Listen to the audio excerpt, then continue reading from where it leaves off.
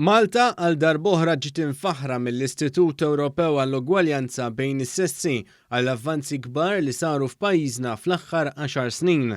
Dan wara li pajjiżna reġistra progress ta' 9 punti perċentwali fuq il-progress li kien diġà sar fl-indiċi tal-ugwaljanza bejn il-ġeneri għal din is-sena.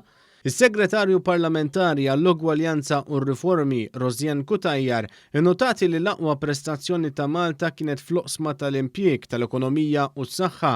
Stqarret li dan kien frott il-politika li fl-aħħar snin indirizzat l-ugwaljanzi f'pajjiżna. Nilqab sodisfazzjon il-progress li għat jagħmel pajjiżna f'dak li huwa l-indiċi tal-ugwaljanza bejn il-ġeneri. Bla dubju fadlilna ħafna x'naqtfu, però bħala gvern kommessi illi verament ikollna Malta iżjed ugwali, Malta illi ma tiddiskrimina kontra ħadd, Malta fejn fiha n-nisa jimirħu il qudiem f'kull sfera tal-ħajja.